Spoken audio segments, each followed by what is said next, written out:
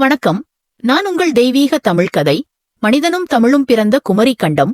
மறக்கடிக்கப்பட்ட உண்மைகள். நாமது பழம்பெரும் இலக்கியங்களில் ஆங்காகே அவ்வப்போது வந்து செல்லும் ஒரு வார்த்தை குமரி. இது வெறும் இளம் மங்கையரை மட்டும் குறிக்கும் சொல்லல, நாம் வாழ்ந்த பிறந்த மண்ணை குறிக்கும் சொல்லான். இன்று உலக அகழ்வாராய்ச்சியாளர்களால் லெமுரியா என்று அழைக்கப்படும் கண்டம்தான் 1000 நூற்றாண்டுகளுக்கு முன்பு குமரி கண்டம் என்ற பெயருடன் மிகவும் கம்பீரம் ஏற்றது. முச்சங்கம் வளர்ந்த இடமும் அதுதான்.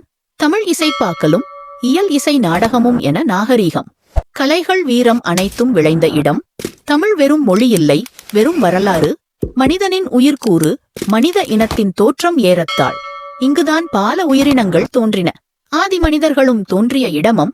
இதுதான் நாகரீக வளர்ச்சி. மனிதன் இவ்வாறுதான் இருக்க வேண்டும்.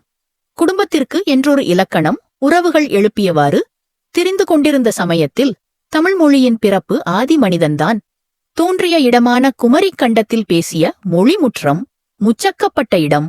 தேனிக்கு அருகாமையில் இருக்கும் மதுரை இல்ல, குமரி கண்டத்தின் மிக முக்கியமான தலைநகராக திகழ்ந்து கொண்டிருந்த அந்த மதுரை மாநகரத்தில் தான் தமிழ் முச்சகம் வளர்க்கப்பட்டதாக கற்படுகிறது. கண்டங்களை இணைத்த கண்டம். இடது பக்கம் ஆப்பிரிக்கா மற்றும் வலதுபுறம் ஆஸ்திரேலியா, மேல்புறம் ஆசிய போன்ற கண்டங்களை இணைத்து வைத்து இருந்த கண்டம்தான் குமரி கண்டம். பிரம்மாண்டம், எவரெஸ்ட் சிகரம் எல்லாம் குமரி கண்டத்தில் இருந்த மலைகளுக்கு முன் வெடும் குன்றுதான் எனவும்.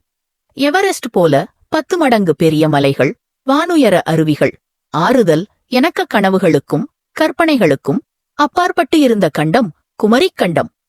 உயர்தொழில் நுட்பங்கள், கட்டிடம், மருத்துவம், புவியியல், வானியல் என்ற பல துறைகளிலும் உயர்தொழில் நுட்பத்தை அப்போது குமரி கண்டத்தில் வாழ்ந்தவர்கள் கையாண்டியண்டார்கள். பேரழிவு, அடுத்தடுத்து ஏற்பட்ட பேரழிவுகளுக்குப் பின் 3 திசைகளிலும் அங்க வாழ்ந்த மனிதர்கள் திரிந்து உலகம் முழுக்க சென்றிருக்க வாய்ப்புகள் இருக்கின்றது.